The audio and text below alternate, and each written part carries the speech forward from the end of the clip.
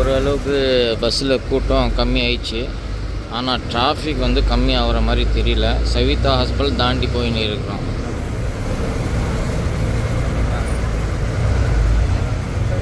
இந்த சைடு நான் நிற்காமல் முடியாமல் நின்று கால் வலியே வந்துச்சு. இப்போது ஓரளவுக்கு பரவாயில்ல எனக்கு. டிராஃபிக் ஃபுல் டிராஃபிக்காக இருக்குங்க. ஒரு இன்ச்சாக நோறுது வண்டி. என்ன ஒன்றுமே புரிய மாட்டேங்குது. அவ்வளோ டிராஃபிக், அவ்வளோக்கு மீறி இருக்குது இன்னைக்கு டிராஃபிக்கு.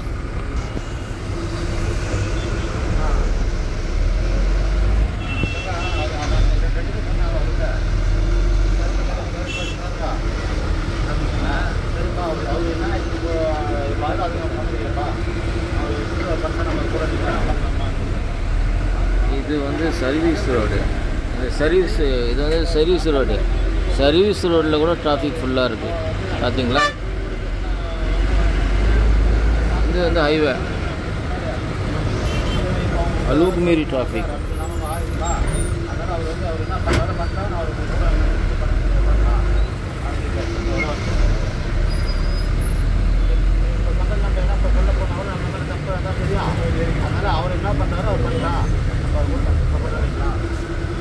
அப்பப்போ திருவள்ளுவர் எழுதுனது படிங்க, புரிஞ்சுக்குங்க. முடிஞ்சால் உங்களால் உங்கள் வாழ்க்கையில் அமல்படுத்த முயற்சி பண்ணுங்கள். சரிங்களா?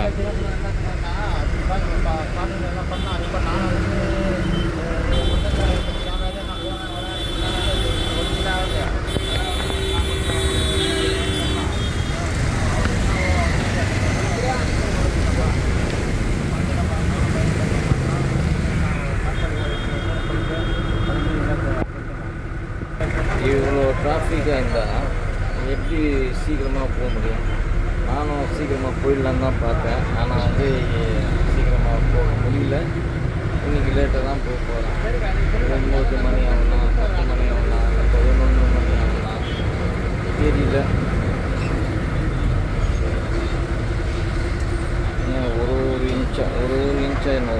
ஒரு இன்ச்சாக நோவுது வண்டி.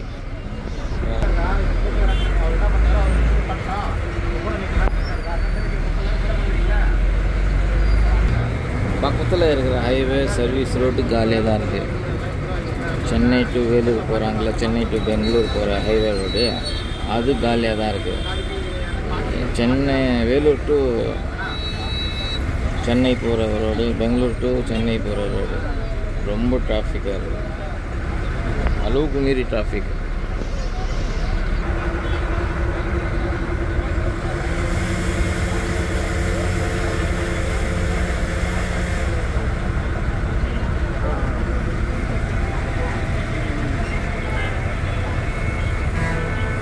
சர்வீஸ் ரோடு கூட பாருங்கள் எவ்வளோ டிராஃபிக்காக இருக்குது.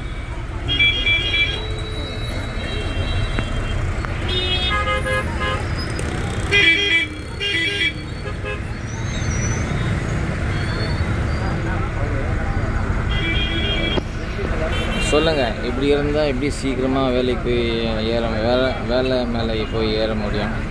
வேலை செய்ய முடியும் போய் சீக்கிரமாக? வாய்ப்பு இல்லை. இருந்தாலும் சில நேரத்தில் வாய்ப்பு கிடைக்கலாம் சீக்கிரமாக போகிறது.